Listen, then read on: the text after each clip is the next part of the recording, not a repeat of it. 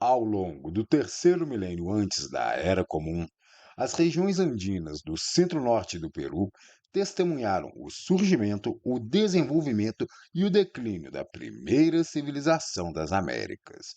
Em nenhum outro lugar do continente americano existia outra população tão avançada como aquela que formou a civilização Caral.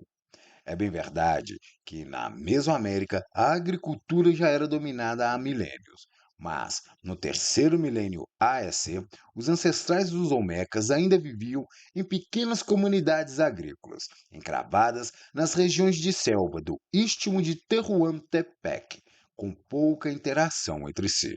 Mas mesmo em outras partes do mundo, a civilização Caral encontrou poucas populações capazes de rivalizar com seu notável nível de desenvolvimento. No extremo oriente da Ásia, os ancestrais dos chineses, embora já produzissem a seda, ainda viviam em pequenas comunidades agrícolas de cultura neolítica, às margens do Rio Amarelo. Mas, no Vale do Rio Indo, a avançada civilização Harappa abrigava populações que viviam em modernas cidades urbanizadas, onde já se fundia o bronze e que começaram a fazer uso da escrita em meados do terceiro milênio AEC. Na Mesopotâmia, a civilização suméria atingiu seu apogeu, em cidades onde viviam dezenas de milhares de habitantes, que já faziam intensivo uso da escrita e que viviam em uma sociedade altamente complexa e hierarquizada. Um cenário muito parecido também existia no Egito, que, em meados do terceiro milênio AEC, estava erguendo as pirâmides e a esfinge do Planalto de Gizé. E na Europa, os iletrados minoicos da ilha de Creta viviam em movimentadas cidades portuárias, governadas pelas primeiras dinastias, que mantinham conexões por todo o Mediterrâneo.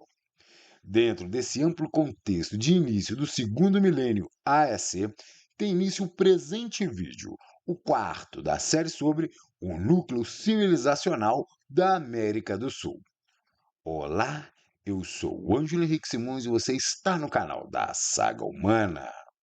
Se você é novo por aqui, seja bem-vindo. E se você gostar do vídeo, então se inscreva no canal. E se você já é inscrito, você também pode se tornar um membro do canal. Conheça os planos de assinatura, escolha uma das três opções, assine e torne-se membro. E ajude o canal a continuar produzindo conteúdos de qualidade.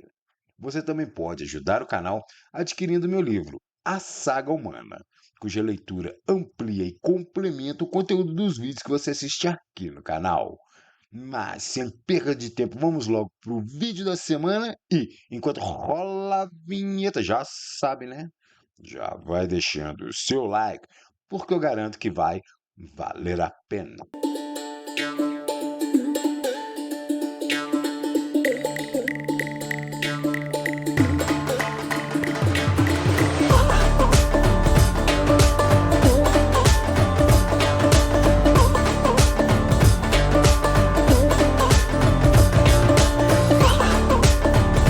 O declínio da civilização Caral. Na virada do terceiro para o segundo milênio AEC, a sociedade do Vale Sup encontrava-se em franco declínio. A cidade de Caral havia perdido prestígio e, no seu lugar, o núcleo urbano da Era de Pando assumiu a dianteira cultural e socioeconômica da região. Os pesquisadores suspeitam que o declínio de Caral tenha sido impulsionado por alterações climáticas prolongadas que ocorreram na região, as quais teriam modificado o ambiente e afetado a disponibilidade de recursos.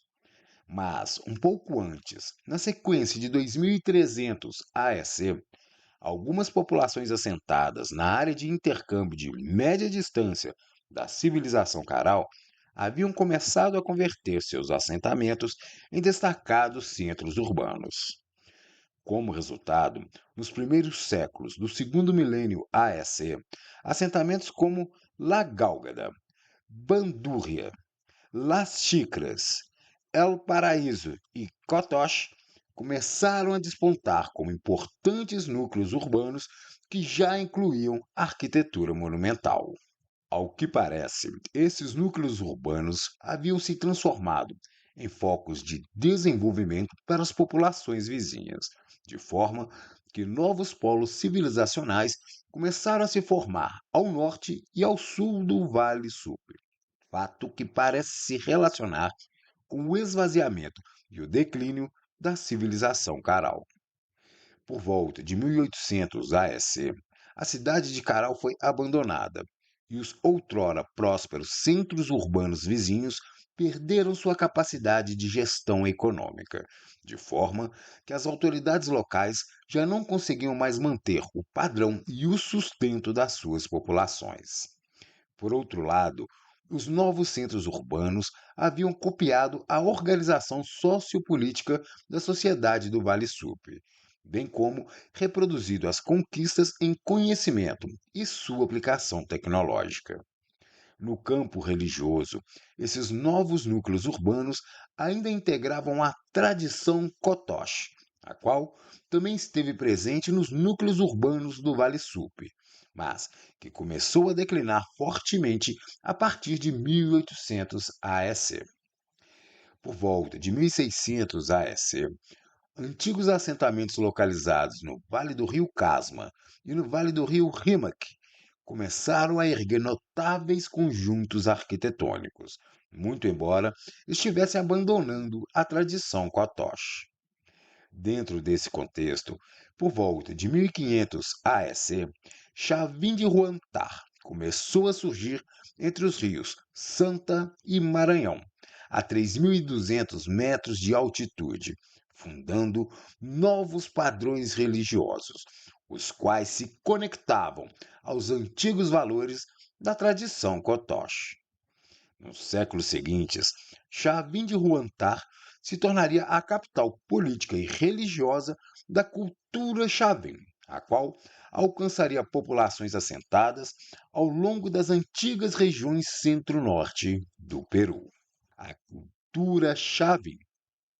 A cultura Chavin foi um horizonte arqueológico que começou a irradiar por volta de 1500 AEC, a partir de Chavin de Huantar, com um forte apelo religioso, conforme se verifica na grandiosidade dos seus templos e na sua notável e diversificada produção artística. Chavin de Huantar foi erguida às margens do rio Mosna, tributário do rio Maranhão, e se tornou um centro cerimonial e de peregrinação para as populações que integravam essa cultura. Nesse sentido, a cidade figurou como um importante polo civilizacional, incorporando a arquitetura monumental que incluiu estruturas grandiosas com amplo espaço interno, onde foram construídas câmeras subterrâneas e um sistema de galeria contendo um conjunto de aberturas e drenos sem precedentes na América do Sul. Sua arquitetura incluiu plataformas piramidais, edifícios de pedras esculpidas e praças que encontravam-se alinhadas sobre um eixo único. A cidade incorporou uma notável produção arquitetônica, tecnológica e simbólica, que reforçaram sua posição como um centro de convergência e disseminação religiosa, cultural e social.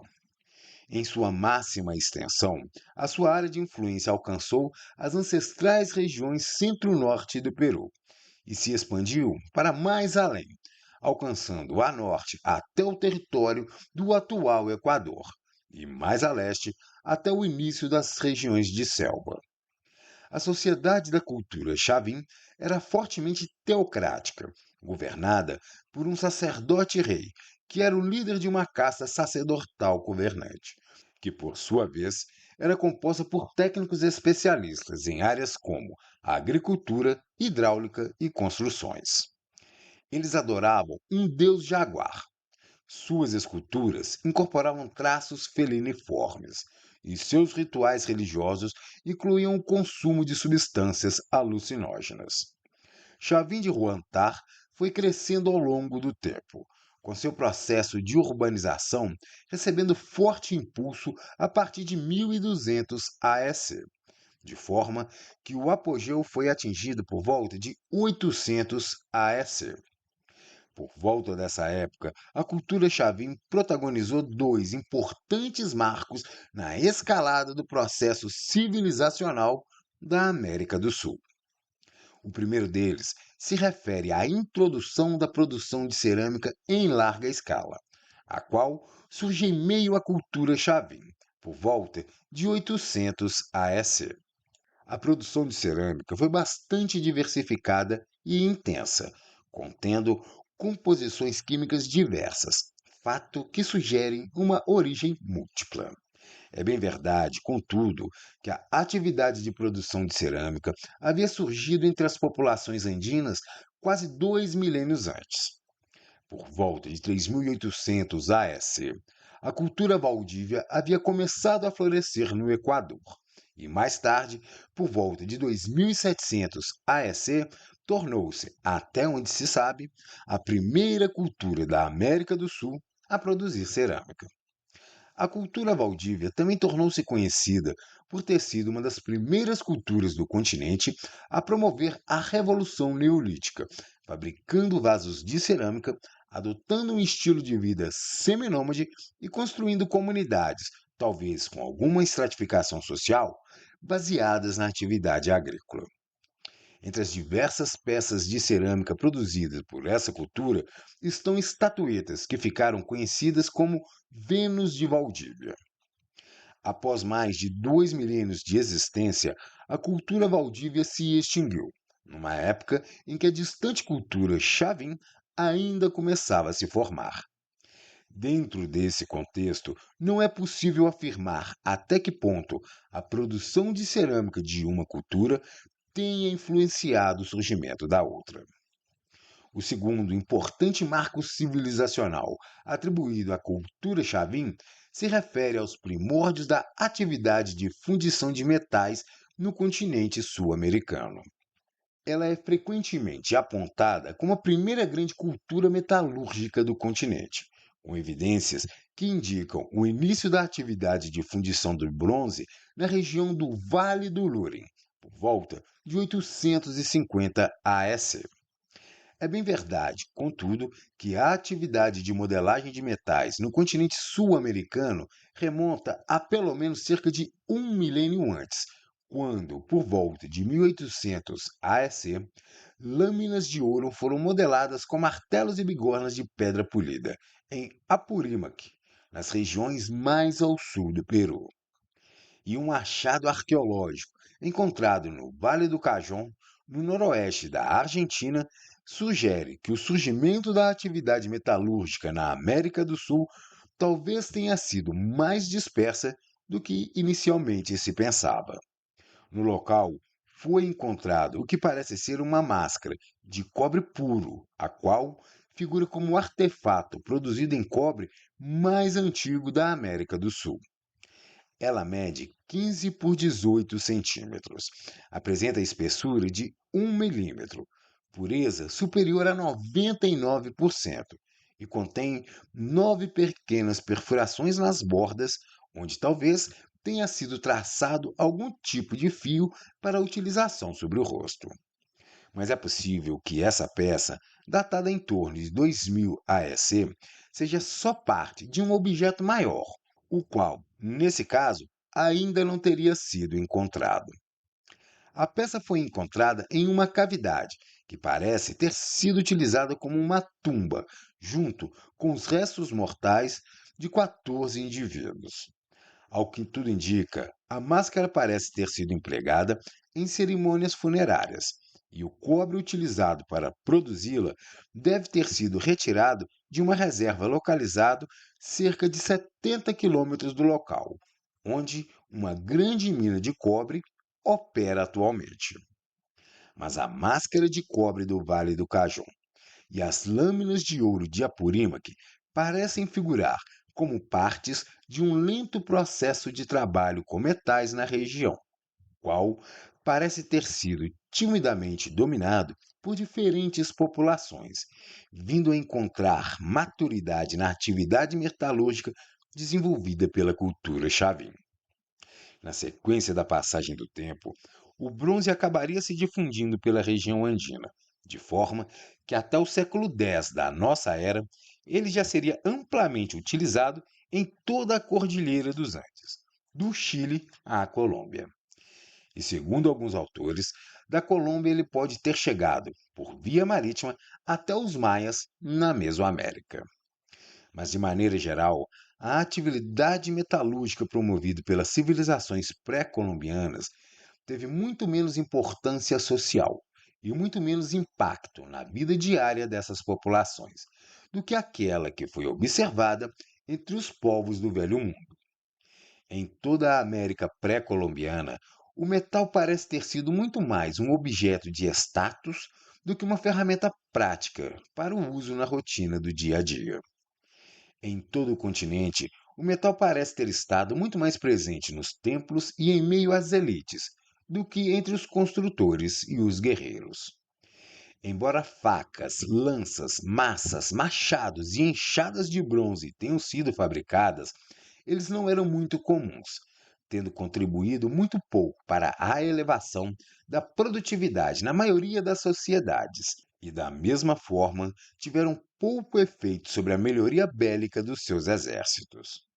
Mas de volta à época do início da atividade metalúrgica entre as populações da cultura Chavin, o fato é que ela parece ter desenvolvido um firme domínio sobre o uso de fornos, que são necessários tanto para a fundição de metais como para a produção de cerâmica.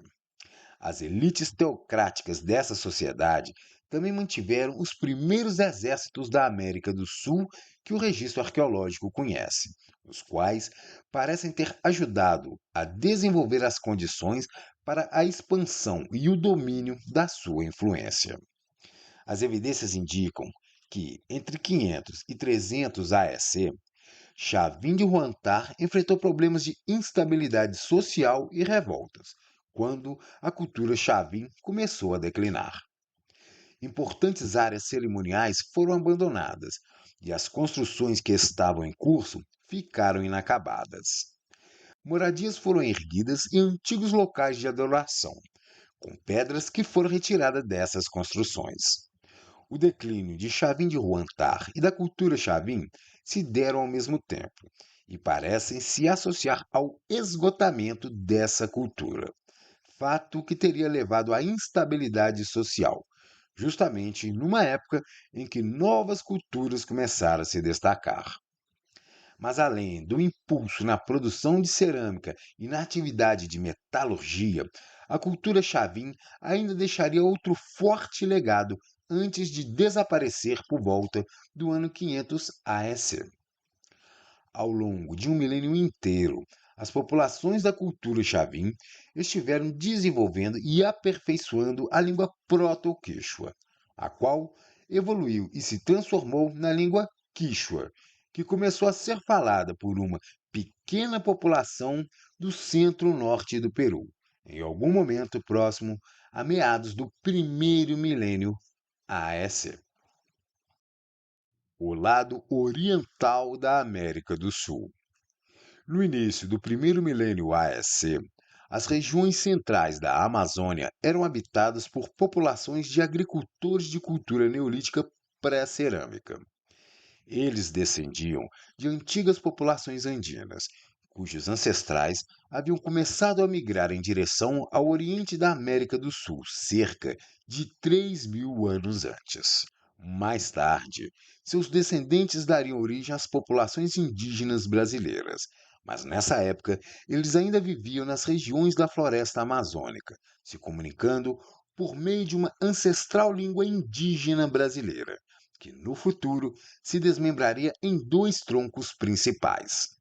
Um desses troncos daria origem ao Tupi-Guarani, um conjunto de línguas que seriam faladas por diferentes povos assentados principalmente ao longo da extensão das regiões costeiras do atual território brasileiro, além de algumas regiões do interior do continente. O outro tronco daria origem ao Macro-G, um conjunto de línguas que seriam faladas por diferentes povos que se assentariam em uma grande área no interior do Brasil. Mas por volta de meados do primeiro milênio AEC, numa época em que a cultura Xavim entrava em colapso nas regiões andinas, grupos de agricultores amazônicos começaram a avançar para outras regiões. Nessa época, os ancestrais dos indígenas brasileiros começaram a se dispersar em direção à margem norte do rio Amazonas. Em direção ao sul, eles seguiram ao longo do curso do rio Madeira e depois ao longo do rio Paraguai. E a leste, eles percorreram a extensão do rio Tocantins. 2000 anos mais tarde, quando os europeus chegaram ao Brasil, os seus descendentes estariam divididos em mais de uma centena de grupos étnico-linguísticos menores, os quais derivariam de duas grandes etnias principais. A maior seria formada pelas populações dos tupis-guaranis, que se tornariam a população indígena mais populosa do território brasileiro, e que haviam se assentado nas regiões costeiras e em regiões onde atualmente se encontram os territórios da Bolívia e do Paraguai. A outra grande etnia seria composta por populações dos macro-G's, que haviam se assentado nas regiões centrais do território brasileiro. Mas quando os europeus desembarcaram na costa sul-americana, além dos diversos povos que integravam as diferentes etnias tupis-guaranis e macro-G's, eles também encontraram os sambaquis, que são montes artificiais de materiais orgânicos e calcários empilhados por antigas populações de caçadores-coletores, que viveram nas regiões costeiras brasileiras, em tempos muito anteriores à chegada dos tupis-guaranis. Compostas em grande parte por ossos e conchas de moluscos, algumas dessas pilhas foram erguidas ao longo de milhares de anos. Como resultado, ao longo dos séculos, esses depósitos sofreram a ação do tempo e acabaram fossilizados, de forma que o cálcio acabou se fundindo nessas estruturas e petrificando o material depositado. Com a evolução do processo de fossilização, essas pilhas se tornaram estruturas diferenciadas, que acabaram transformadas em locais sagrados, onde os deuses foram adorados e os mortos enterrados. Em alguns casos, os sambaquis também acabaram sendo utilizados para a construção de habitações. Eles existem em grande número, principalmente no sul e sudeste do Brasil, onde estão os sambaquis mais volumosos e mais antigos. Mas eles também podem ser encontrados ao longo de grande parte do litoral brasileiro, e em menor frequência e com volume menor em regiões tão distantes como a região dos Grandes Lagos da América do Norte, na fronteira entre Canadá e Estados Unidos, e também em Portugal. Embora alguns sambaquis do litoral atlântico da América do Sul possam ter sido utilizados por populações posteriores, eles foram erguidos entre 6000 AEC e o início da nossa era. Apresentam altura que variam entre menos de 1 metro a até dezenas de metros, e podem ocupar extensões de até dezenas de metros de comprimento. O sambaqui Garopa do Sul, no estado de Santa Catarina, figura como o mais volumoso do mundo, com impressionantes 35 metros de altura e 200 metros de diâmetro, enquanto o sambaqui Cananéia, no estado de São Paulo, aparece como um dos mais antigos, com o início do seu amontoamento remontando a cerca de 6000 AEC. Mas de volta à época de 500 AEC, quando os ancestrais dos indígenas brasileiros ainda estavam começando a se dispersar em direção ao lado oriental da América do Sul, os caçadores-coletores, que ainda estavam erguendo os últimos estágios dos sambaquis da costa atlântica, começavam a desaparecer. Quando os ancestrais dos indígenas brasileiros começaram a se dispersar a partir do interior da Amazônia, eles levavam na bagagem o domínio sobre as práticas agrícolas, mas eles ainda não dominavam as técnicas de produção de cerâmica, coisa que só aconteceria quase um milênio mais tarde. No lado oriental da América do Sul, o início da produção de cerâmica é normalmente atribuído à cultura marajoara, que também é frequentemente apontada como a sociedade mais notável e complexa da pré-história brasileira.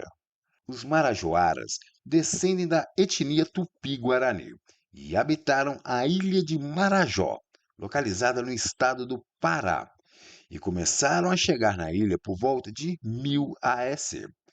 Embora sua sociedade só tenha começado a se formar por volta do ano 400 da nossa era e existido até por volta de 1400.